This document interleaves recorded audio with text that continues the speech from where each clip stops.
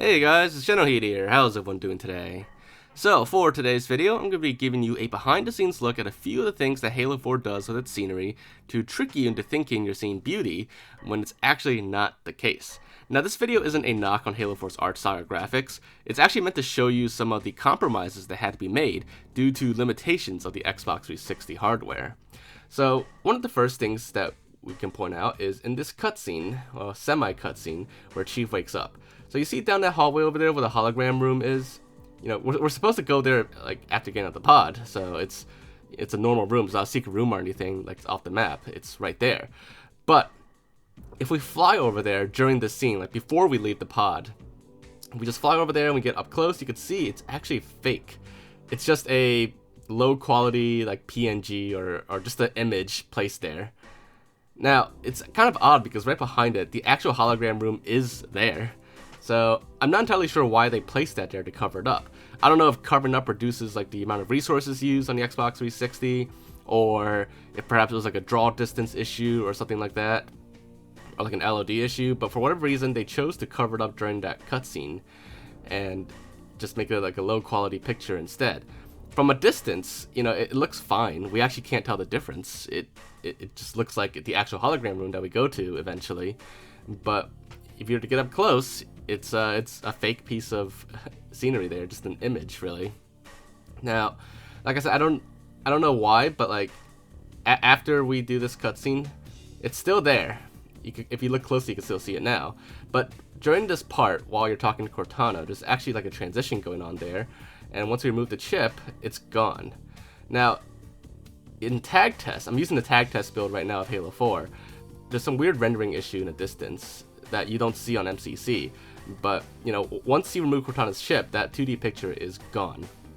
And it still looks fine, as far as I can tell. So, I'm not sure why that was there, but it is. And it's just one of the few things that, you know, was added to Halo 4 to kind of like hide certain things, I guess. The next one, I actually did not notice this until quite recently, and I do want to give a big thanks to Connor Don for pointing all these out to me, because these blew my mind. Like, I've played Halo 4 a few times in the past, many times really, but I've never noticed this. So during this scene, when you open the blast doors and you get to see outside for the very first time, you know, it's a very cool scene. You see Requiem, you see the Covenant ships and everything, and it's a pretty nice piece of scenery. And, you know, it looks fine. If you look straight down, everything looks fine, because you do go outside eventually. You are supposed to do like an objective out there towards the end of the mission. So everything looks fine at first. But especially at 4K on MCC, you may start noticing it, but on 360 you wouldn't have. But if you look closely, if you just zoom in, you'll notice that everything out there, all the scenery, the whole area that you're supposed to play in later, at this point in the mission, it's actually loaded in as the entire thing is just like low poly, low quality textures and everything. And if we get up close, you can see everything is just warped. Like it's just like almost like a blob out here. And it's, you know, you're not meant to get this close to it at this point in the mission, but it is all just low quality, basic LOD scenery almost. There's some pieces out here that are like actually still like full quality, because like they're not part of the environment. Like this missile launch control thing here, it's already placed out here.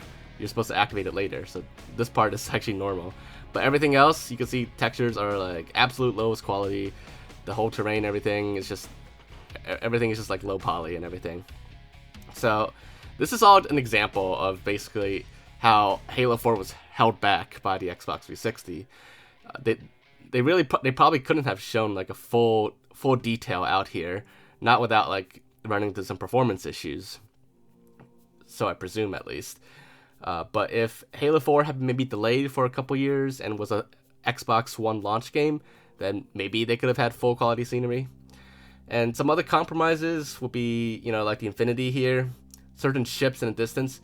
Instead of having the full ship like some previous Halo games had, you know, like the Pillar of Autumn and Reach or the frigates in Halo 3, they had to use like a half ship. I'm guessing like a full ship would have been using too much memory or something like that in the game. Because if you remember, in Halo 3 ODST, during that prepare to drop cutscene, out in the distance very far, you can see like the tiny in-amber cloud following the Covenant ship into slip space. And I did a video a while ago, but if you fly up very close to that, you can see that the in-amber cloud, despite being so far away and like you can't make out any details, it's a full unique model, full detailed and everything. I'm guessing like in Halo 4, it wouldn't be able to handle similar things like that. So that's just one of the compromises that had to be made.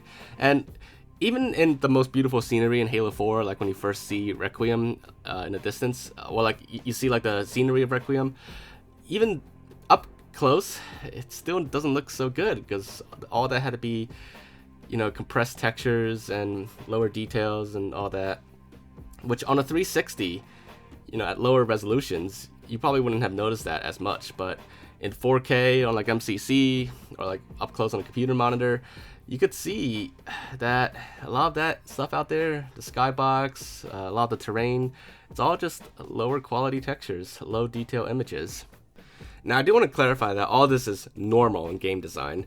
You know, things that like are in a distance, they don't need to be like absolute like full 4K quality or anything like that. But it's just that Halo 4 kind of uses these tricks a lot more than some previous Halo games did. Like Halo 3 also used a lot of tricks with the camera and, you know, things in distance. Like this art cutscene, they're not really in space. It's just like a picture in the background there to kind of give you the illusion that they're flying in space. Now once we get to the ground of the Ark in Halo 3, we can see that things in the distance though are a little bit different in Halo 4. A lot of the scenery in Halo 3 in a distance, a lot of the environments, they're all full 3D models. They may not be high quality, they may not be like a full like 3D model like all the way around. It might be like only one angle, one side is 3D, but they're not just like 2D images. Now, Halo 3 does also use like compressed low quality images for the skybox and other things far in the distance, like, you know, that part of the Ark there. But things like the mountains, they are 3D.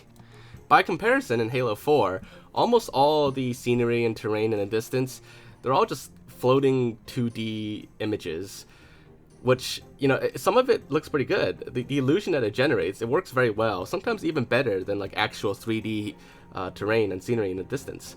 But that's just, you know, these are just some of the few compromises that Halo 4 had to make to be able to run, you know, acceptably on the Xbox 360, which just goes to show how much the 360 held back Halo 4.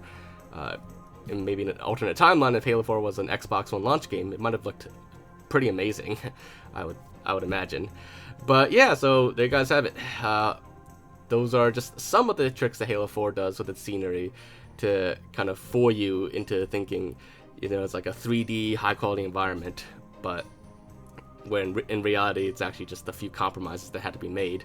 But like I said, this isn't a knock on Halo 4's art style or anything. I just wanted to point out a few things that I never even realized, because like that's how well it worked on me. I used to think that a lot of those scenery, a lot of the environments, they were full 3D, full quality, but now that my friend Connor Don pointed out these out to me up close, it's just, you know, wow, I never knew that. I never realized it. It just completely blew my mind and changed my perspective of Halo 4 quite a bit. But yeah, hopefully you guys enjoyed this video, and if you found it to be interesting, then as always, make sure to leave a like, leave down some comments, anything else you want me to check out, look into, or anything you want me to explore, just let me know in the comments down below, and I'll definitely do my best to get to it when I get a chance. But aside from that, make sure to subscribe if you haven't already, and I will see you all next time. Bye guys!